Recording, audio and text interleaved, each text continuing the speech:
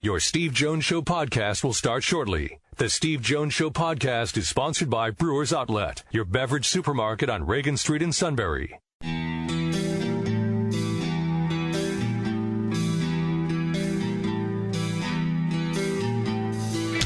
Sports talk where your voice counts. This is the Steve Jones Show on News Radio 1070 WKOK. Now from the Sunbury Motors Studio, here's Steve Jones. $1.35 billion. As Wendy corrected herself there at the end. How about that for tonight?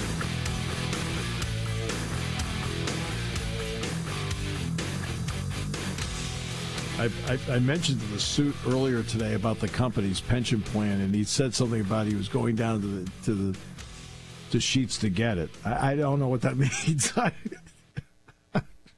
F-O-U-L-E-D, that spells count. All right. I did that one time on the this is years ago on the radio network, and I had to read a Pennsylvania lottery reader on the air. And I closed. I said, the Pennsylvania Lottery, the unofficial pension plan of Learfield. No.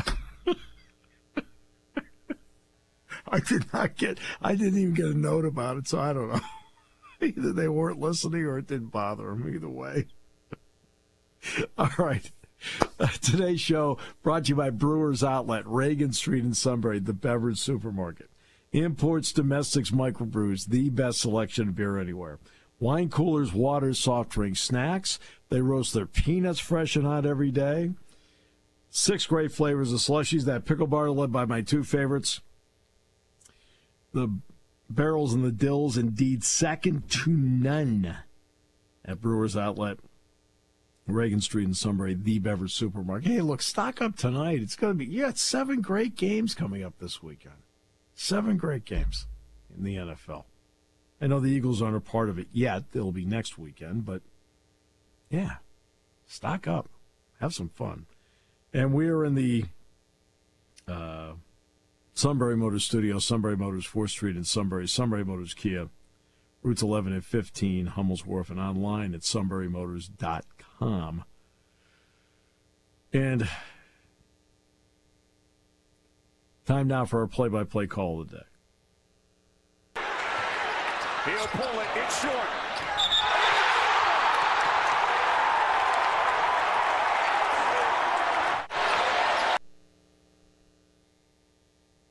I'll be honest with you, I have no idea what that was. That was the and one from Iowa during overtime last night when the air ball was short. He caught it up, threw it up, and got fouled and got the bucket.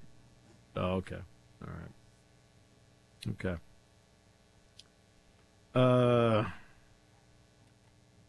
Al Michaels has been interviewed a lot, and he's got a playoff game coming up this weekend. Yeah, him and Tony Dungy got Chargers-Jags. Yeah, no, I've got a good game. It's on, Saturday night, right? Correct. Oh, that's right. You're Trevor Lawrence stat. Yes.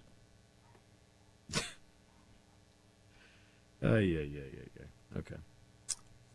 That's I always love when I will get stat sheets, from the media notes, and I always love the one that says what their record is based on the jersey color is. So I go, you got to be kidding me. I mean, do you even think I look at that? I'm going to say no on that one. No. I go through, I'm very specific as to what I'm looking for. I'm not looking for anything, I can figure that. The biggest one to me, especially in basketball, are the individual, full season stat sheets. That's what I'm looking for. What are the trends? Guys hot from the field, hot from the line, not hot at the line, not hot from the field, not shooting well from 3, really crushing it from 3. That's what I'm looking for. Stuff like that. So Michael said the Indianapolis-Denver game, which was a 12-9 game, no touchdowns. He referred to it as a dreadful game. In fact, at one point in the game, I said to Kirk, is it possible this game could be so bad it's actually good? Correct. I remember that. That was epic. And Herb Street said, no.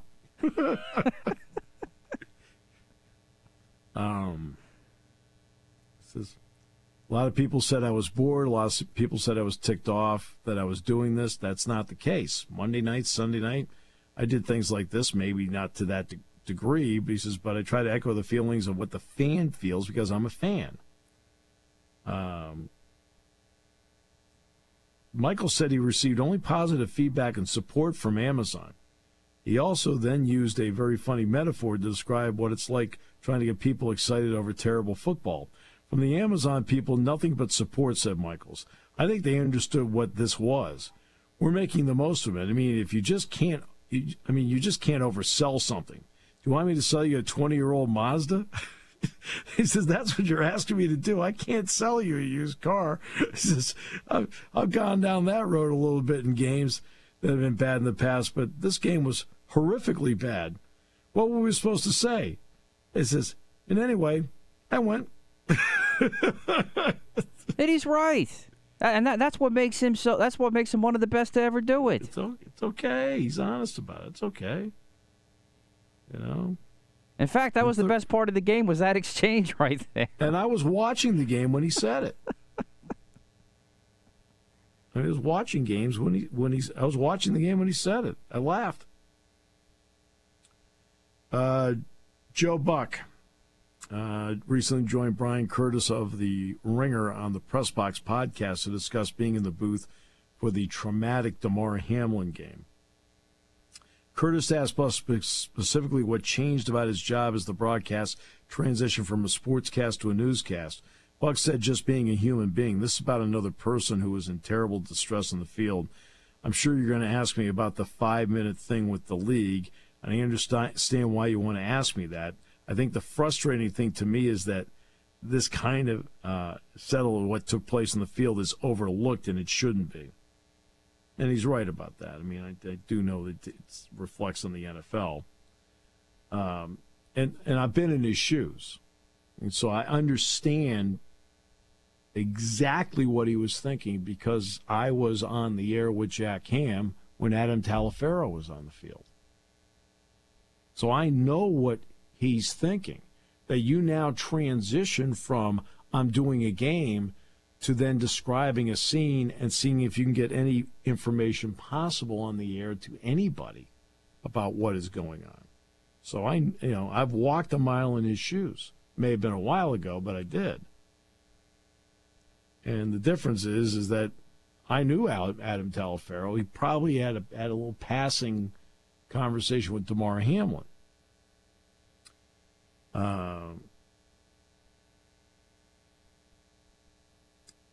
Buck said, quote, I've been told by people in the medical industry that even in an emergency room, they might not have handled it as well as it was actually handled on the field. That's what saved his life. And again, that's what Wayne Sebastianelli did with Adam Talaferro. In practice, that is what Jonathan Salazar had done with Marlon Smith. And I was there for both of those. To do what that medical team did with all that pressure, they nailed it.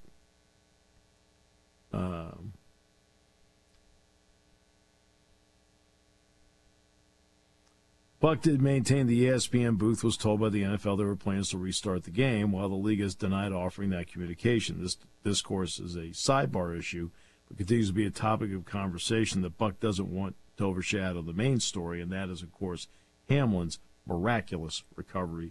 Thank God for that. Jamari Budden has put his name into the transfer portal for Penn State football. Look, there have been literally no surprises during the course of this offseason. So there's been no drama, no surprises. I know some people have asked me why, for example, did Jamari Budden stay with the team through the Rose Bowl? Why did Fatorba Mulba stay with the football team for the Rose Bowl? Because they wanted to stay with the team and they wanted to play in the Rose Bowl. And both of them, because Budden plays on a special team, and you may not, and the fans do not realize this. I don't think I'd say there can't be more than a handful of fans that realize, Mulba's on a special team too. He actually is on the field goal and extra point offensive line team. So when you saw 55 out there, that was not J.B. Nelson. That was for Torba Mulba. And that's why Nelson, if you notice in games, wore 56. Mulba, the older player, 55, in terms of it being with the program. And that's why Nelson wore 56, because there was going to be a possibility that they might both be on that team together if there was an injury. So they made sure that JB had his 56 jersey. And they both played in the Rose Bowl. Well, it was no surprise, based on the traffic in front of them, that they ended up transferring, because there's traffic in front of them. And can't blame them for that. Not in the least. So there have been no surprises. I don't expect any surprises. The declaration for the NFL draft, Monday's the last day for that. Last day on the transfer portal entry is Wednesday. Then the next time the portal is open is May 1 to 15, I think, somewhere in that neighborhood right there. Okay? And that's how that plays out. But there's really been, and Junior Day is this weekend. So Penn State basketball is off yesterday. Today they're doing skill work. Tomorrow and Sunday full practices. And then they've got to go, then they'll practice and then get on the plane and go to Madison on Monday night, play Tuesday night at 8:30. So that's what they have scheduled this weekend. Men's ice hockey teams at Michigan State this weekend. And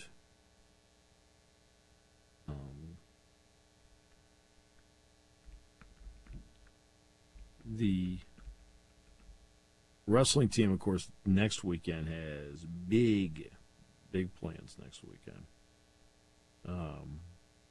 And because next weekend they've got the first of their two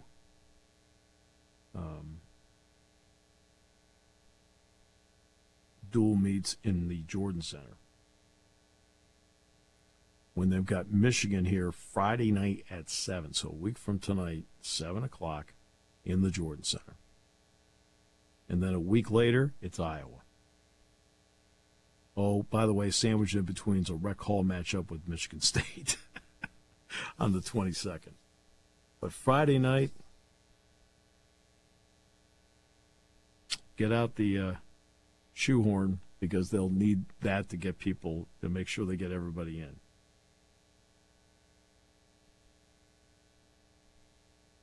And then Iowa comes in, and you're going to have to find every shoehorn in the area to get every single person that wants to be in the building for that. Oh, my goodness, that's going to be something else. That is going to be something else. And they're off this weekend, so.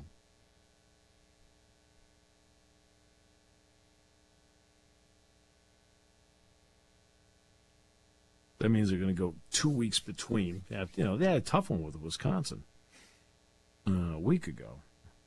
They won it 28-12, but yeah, now they got Michigan. That's next, and that's next Friday night in the BJC. Really cool. How about this story? John Tortorella. He is banning iPads on the bench.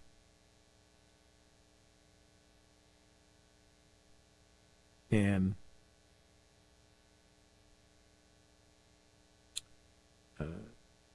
because he wants them to concentrate on the game.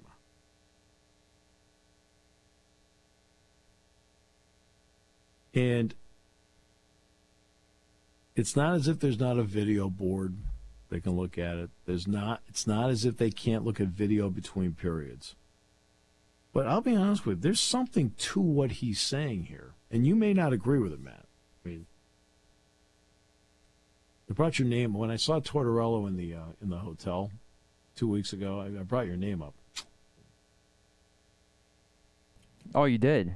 He just love the guy's rants. I wish I was him. I really don't give one flying iota about this. Oh, you don't? Not really. I think he's got a point, to be honest with you. I think you need to. There's a point where video's important, and there's no doubt that between periods you can use that because, it takes a while to resurface the ice. But between periods, you want to take a look at video, see what's going on, why. I think there's something to locking in on the game, especially in a game where, where it's in a sport where you're sometimes have to change on the fly and you got to be ready to go. I think you have to get a real feel and flow for what's going on out there, and I think you got to be watching it to do it, kind of getting your own mental reps in there without looking away from it and looking at video. So I actually think there's a point to this that I agree with it. I'll take it then. I'm just because I video's important. There's no getting around it. I mean, do I watch video? But I watch video before games. The only time I ever look at video is if it is a replay that the officials are looking at. So now I need to talk about what they're looking at, why they're looking at it, and what the potential outcome of it is. That's the only time I look at replay when I'm in a booth. Or maybe I'm trying to think. In the Rose Bowl, it was above the TV was above us. So to be honest with you, I never really looked at a replay of it. In fact, I don't think that game had a single replay challenge in the game. You know that? The Rose Bowl? Yeah, I don't think there was. There was not one. Yep. There wasn't one in the entire game. And the game I did with Indiana the other night, I don't think there was a replay challenge in that game either. So sometimes you do hit that, and it's enjoyable. So I never really looked at any replay, and I've seen highlights of it since. So I've seen highlights of all the touchdowns, the interceptions, and so forth. So I've seen that part of it. I haven't watched a full replay of it. No, that's not right. I did watch a full replay of the game when I was in Michigan the night after, because I got to the hotel and it was on ESPNU, and I thought, yeah, I'll watch this. What the heck? Let's kind of see it from their point of view, see what they're doing. So I did watch it then. But during the game, I never looked at a single replay because the screen was up in such a way where I'd have to really sit, like either sit back or stand back to do it. And usually, like when Jack's taking a look at that stuff and I'm listening to what he's having to say, I'm looking at personnel to see, okay, have they gone dime? Who did they take out? Who's in? Who's the new running back? What's the combination of wide receiver? I'm looking for all of that while he's discussing that. So I don't look a lot of video myself during the game. Very little video during the game. And I think John Tortorella has a point about there's times where you can really absorb the adjustment. And that is when you are between periods. You can then absorb the adjustment that is needed by seeing it on video. And they have time to do that.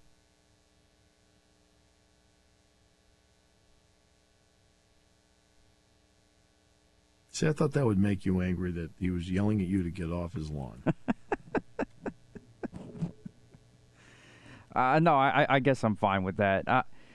Part of the problem for me is I've just become so apathetic to this organization because of the disaster it's become that I've barely watched a second of the Flyers this year, to be honest with you. Yeah. But I guess that's fine. And they're somehow in the thick of the playoff hunt right now. They're only 7 points out of the second wild card spot somehow. Yeah. I mean, tonight I'll probably watch a little bit of Nebraska-Purdue tonight, and I'll probably watch some of the Winnipeg and Penguins game tonight. I don't really have an interest in seeing anything the NBA has to offer tonight. ESPN has Warriors and Spurs, then they got the Nuggets and the Clippers. Oh, and I think that game, the Spurs game, I think that's in the Alamo Dome, and it's now the most sold-out regular season game in NBA history. I think I saw that yesterday. Oh, really? Not that's going to make me watch it, but I'm just a note. Yeah, they are. You're right. Record crowd at Alamo Dome. Is Curry playing?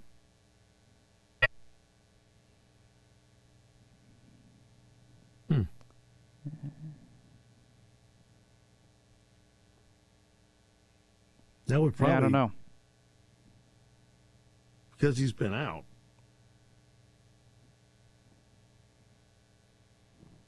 Yeah. No Sixers tonight. How are they playing? Okay, or Better. Bad loss against OKC 2 nights ago. And they're up to the 4th spot in the East.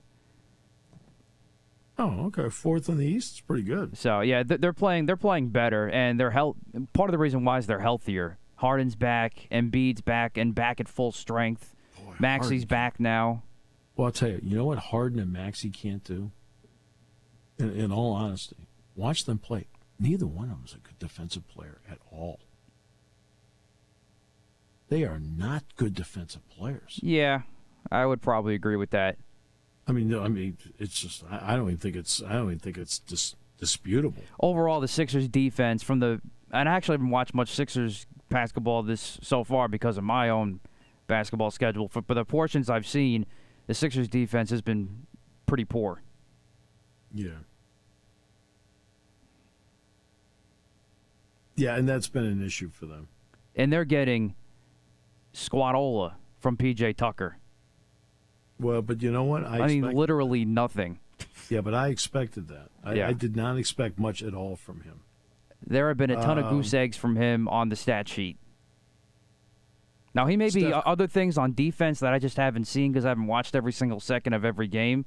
But from the stats perspective, he ain't giving them none right now. Right. Steph Curry is playing tonight. Okay. Yeah, he's playing. He did play against the Suns. He played 31 minutes. He had 24 points, hit 5 threes.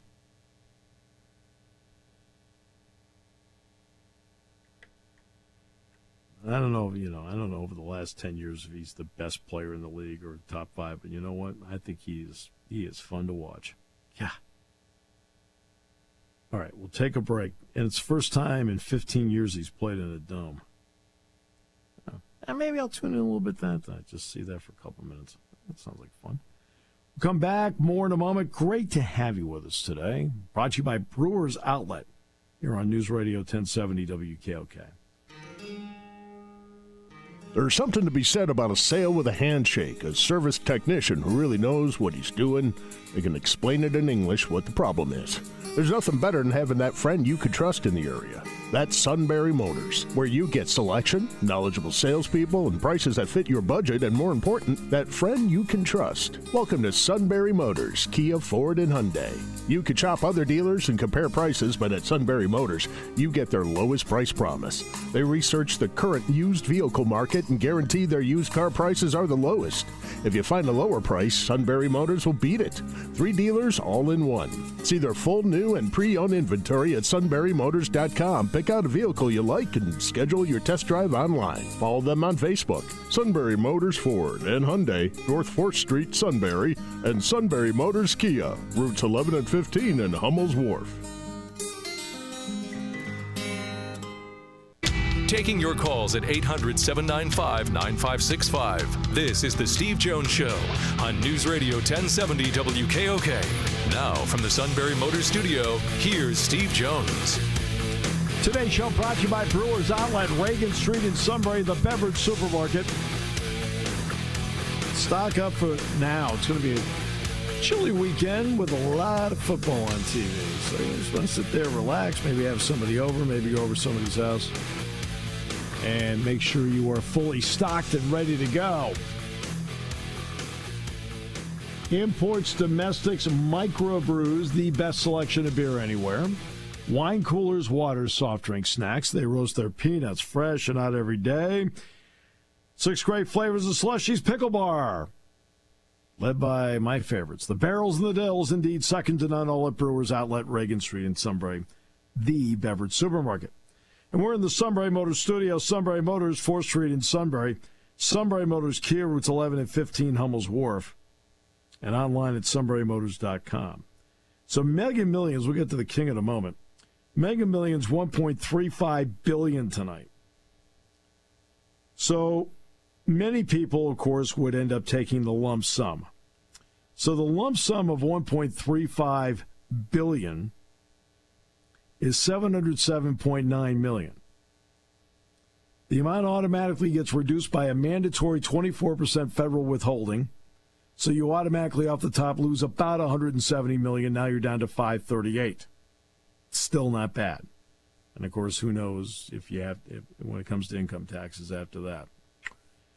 There's also state tax that you have to pay, local tax you would have to pay. So you'd end up probably getting around, $420 million when it's all said and done. The odds of winning, 1 in 302.6 million. F-O-U-L-E-D, that spells founder. Well said, Doug. Well said. With that, we bring in the king. King. Hey, how's it going, boys? Doing great. How are you? I didn't know they took that much out of it, because if I won, I was going to give you money, but forget about it now.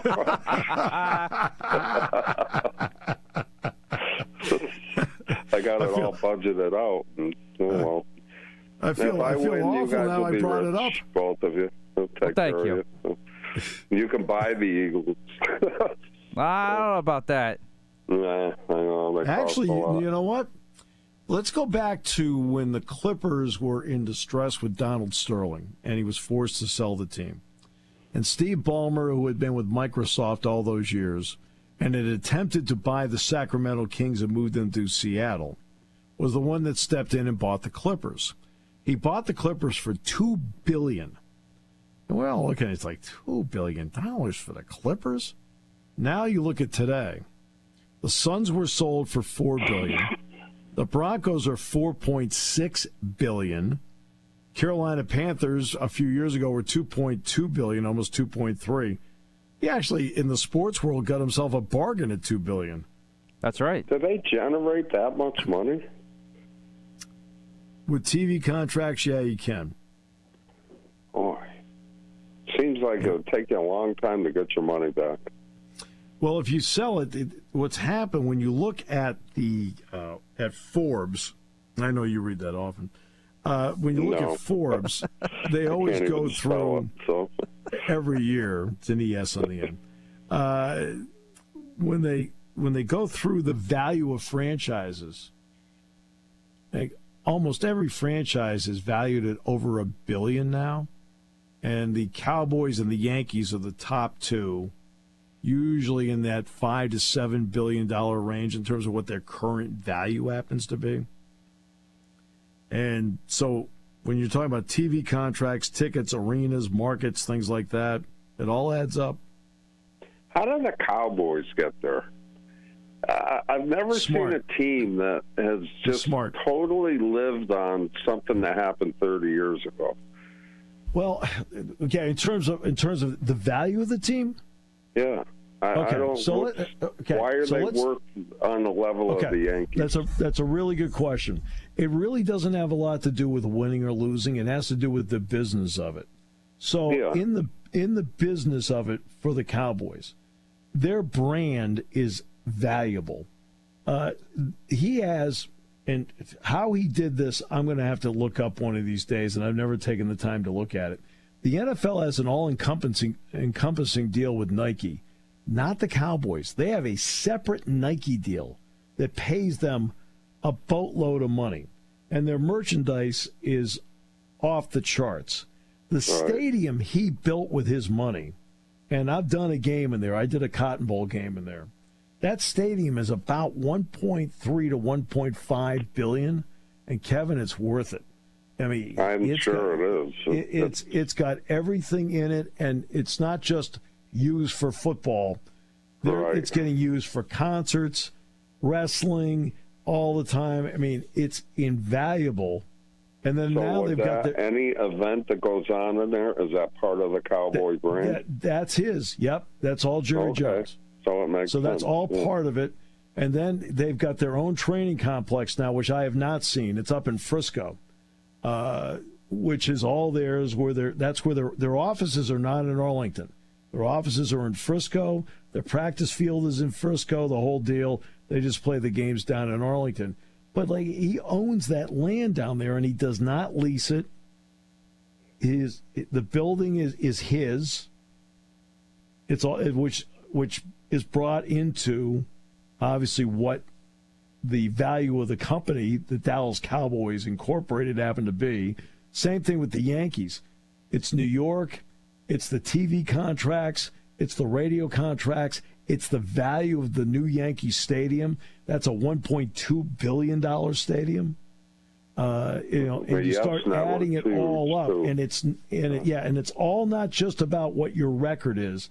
It's about your market, your marketability, merchandise, TV contracts, radio contracts, and your ability to use the stadium, the ballpark, whatever it may be.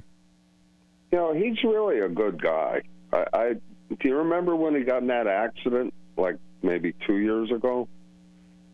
How about Jerry Jones? Yeah, he got in a car accident, and it was not his fault. He got T-boned. And, I mean, he was very, they had body cams, and everyone's got a phone. Everything gets filmed. But he was overly concerned about the other guy and trying to help the other guy. And, he could have easily said, hey, I'm a rich man, how could you do that to me? He was more just a regular guy trying to, I think his biggest fault as an owner is that, in my opinion, is that he is part of the draft process. Yeah. In other words, he knows a lot about football, but maybe he doesn't know as much as somebody who's a professional general manager. Like, take, for example, Jeffrey Lurie knows a lot about football, but he's hired Howie Roseman. And Howie Roseman has done a great job. I mean, do you think the Maras know about football? For goodness sakes, the Maras were raised on football, right? But they hired this Joe Shane from Buffalo, and the guy's smart. That's his job. And I think that's, while Jerry Jones has been, and let's face it, he's been very loyal to coaches. Jason Garrett, how many years? Mike McCarthy, still loyal to him. I mean, this guy does not hire and fire people on whims the way George Steinbrenner did. Well, except for the one, the Oklahoma coach. Well, the Switzer thing, Switzer was also older at the time, too. I mean, I remember he ripped the trophy out of his hands. But he's been, he hung with Jason Garrett a long time. He hung with Mike McCarthy for a while now. But it takes a special coach to coach for him. Yeah, it does. A good example is the Patriots probably took it too far, giving Belichick all the reins to do whatever he wanted, because Kraft has stepped in now. They've really shaken things up there, because Kraft is looking at the product and saying, hey, wait a minute, you don't have an offensive coordinator. I want an offensive coordinator, And Belichick has had to listen to the owner for really the first time, Well, guess what? He writes the checks. Yeah, absolutely. I'm just saying that it's the other end of the spectrum where you let your football people make all the decisions, but then when it's not going the way you wanted to, I mean, these guys didn't make it where they made it without making hard decisions, sometimes they have to step in. Jerry steps in too much. Remember Bill Parcells? He was like, I can't coach this way. Right. And that's what I mean. Looking over my shoulder. Because he's the general manager of the team as well as being the owner, which, by the way, is his prerogative. I'm just saying, but at the same time, he who represents himself in court doesn't have the best client. And that's why, he probably got to delegate. But, when you're the owner, okay, for example, if Roger wants to tell Matt and me, hey, look, I think I want to hear this, well, guess what Matt and I have to do? Yep. Roger owns it. And we completely respect Roger. And if Roger tells us that we need to do something, okay, well, all right, that's what we need to do. Hey, let's take a break. In sports, it boils down to the fans. The fans are paying the bill. And when the fans start to get uproar, that's when the owner says, okay, that the fans are his boss, you know. Yep. I've said this 100 times. So. I've said this 100 times about this business, which applies, by the way, to sports. Right? This business and sports, same thing. We need you, the audience, more than you need us. So we need to keep putting out and generating a product every day that interests you. Right? And that in sports, they have to keep doing that in sports to get you excited to watch. We, in this profession here, radio, we need to do the type of job that get people interested in listening to this show because we need them more than they need us. We're going to take a break. We'll come back with more in a moment here on News Radio 1070 WKOK. Party time, game time, or just fun time. Doesn't matter what time it is because it's Brewers Outlet time. The Beverage Supermarket has the area's largest beer selection. Imports, microbrews, ciders, and domestics. Pick from over 100 ice-cold 12-packs and dozens of 24-ounce singles. Soda, snacks, hot sauces, fresh roasted peanuts. Make it one-stop party shopping, and don't forget the pickle bar. So whatever you're celebrating or just doing it up, Brewers Outlet, Reagan Street, Sunbury wants to see you. And thank you for your years of patronage. Hey, by the way, before we continue, Devon Townley, remember how he put his name into the transfer portal? Yes. For Penn State? He's coming back to Penn State. Oh, all right then. And again, I've stressed this many, many times. Just because your name is in it doesn't mean it's automatic you're leaving. And I will say this, Devon Townley, as this past season went in practice, got better and better and better. Right? Now, how he can help, we'll see. But he has decided to come back. He's taken his name out of the portal. All right. All right, let's pick some games. All right, Super Wild Card Weekend. So last weekend, I went 5-2, King went 4-3, and so did Steve. So that brings our grand totals to me at 98-61, King at 84-74, Steve at 92-67. I also won the bowl picks, by the way. I went 24-18, King went 22-18, Steve went 22-20. So now we go on. I have 2 less games. Oh, all right, I must have miscount. Tell me what you email me what you have, King. Huh? Email me what you have, and then I can compare. Yeah, I will. I haven't added them all up. I was so distraught with my TCU pick that oh my God. We'll just skip that. That wasn't even a game. We'll see what happens. Michigan lose to TCU. I don't get it.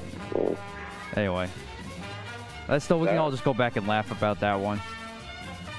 Anyway, first one of Wild Card Weekend, we got San Francisco 9.5-point favorites at home against Seattle. King. Well, and we're not doing the spreads on these. We're just picking the... Oh, okay. Yeah. I don't think we should do the spreads. I mean, they're all good games. I'm taking the Niners. Steve. Niners. Yeah, I got Niners, too. Although I would love to see a Seattle upset, I got Niners. Next one, Saturday night. Look, all you care about is getting the easiest matchup for your team. Okay, I got it. Okay. But it's like a double whammy. Not only do you get Seattle a 7 seed, but then you knock out the Niners. I mean, that's significant. Well, who's Philly going to play? They'll play either Seattle, the Giants, the Cowboys, or the Bucks.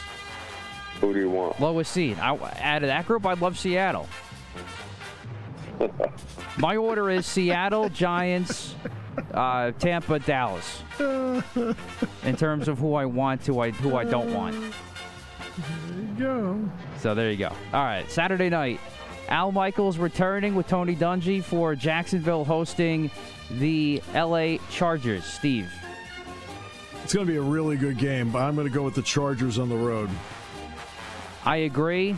I know they don't have Mike Williams, but I think you're going to see Trevor Lawrence have a similar performance that he did last week, where it'll be shaky, make some throws, but kind of up and down. Chargers defense gets play late, and Trevor Lawrence gets his first ever loss on a Saturday. So I'm going with the Chargers. King. I got the Jaguars. Ooh, all right. I got Chargers. I haven't been on board with all year. They've been. If there's one team that underachieved this year, they did. I thought they'd be better. Sometimes they just don't do anything for me. For what it's worth, Chargers are 2.5-point favorite on the road. Next one, we got Miami and Skylar Thompson heading up to Buffalo to take on the Buffalo Bills. They are a 13.5-point favorite at home. King. Buffalo's going to kill them. I Won't concur. even be a game. Yeah, I definitely concur there. Steve.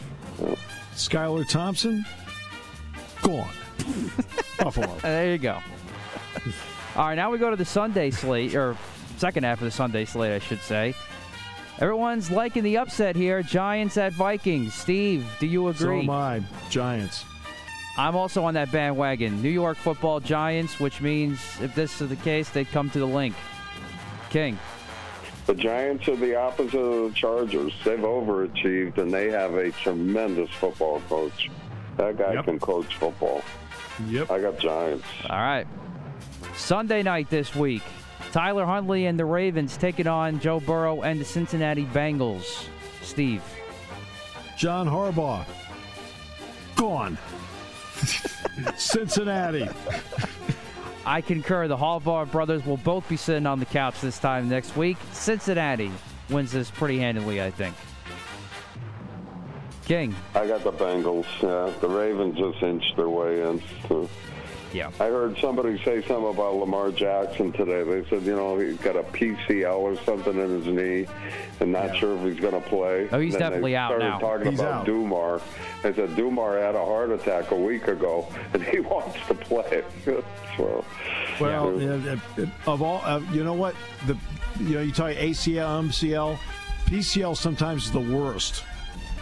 To be honest with you. Yeah, well, this has a lot to do with contracts and stuff. I think he's playing hardball with them. By the way, he's his own agent.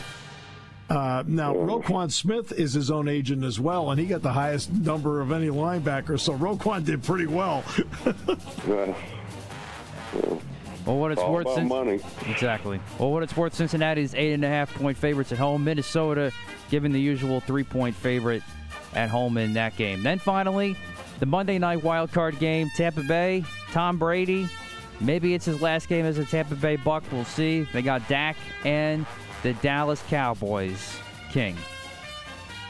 I got the Bucks. I watched the Cowboys last week. I'm telling you, I don't like conspiracy theories or anything. They look like they threw the game and didn't want to play. And if you do that, I'm just going to go with the Bucks. The Cowboys were horrible last week. So. Steve. Dak Prescott. Moving on. Dallas. I thought you were going to go gone, but no, I agree. No, the Cowboys have lost 8 straight road playoff games, but I don't know. It's Tampa Bay does not have enough offense. They just don't. Agreed. Run game is historically bad. And it's the running game that is just, they can't run the ball. Yeah. Yeah, I agree. I think that, and I just don't like the matchup with their depleted O-line against that Dallas pass rush, too. Yeah, and that's a big problem. Yeah. Yeah. So as much as I'd love to see it. Hurt them this year. Yeah. Big time. Brady's getting hit a lot. It all started when they lost the center to start the season. Correct. Yeah. So as much as I love to see it, I'm taking Dallas as well. Somebody check him. I think he's got the shakes. I'm like the kiss of death forever, I think. So, which means if these were to, if mine and Steve's picks were to stand, that means the Giants would be coming to Philly next week. And at that point, you are not going to Philly. And at that point, you would not be winning. Man, what a game, man! You are going to have a blast. I'm looking forward to it. That place is wild. They match up well with the Giants, to be honest with you. So that'd be a good matchup for them. Who? For the Eagles. The Eagles. Oh, the Eagles? Yeah. They match up well with the Giants. I think it's going to be the Eagles and Niners in the championship. And Me too.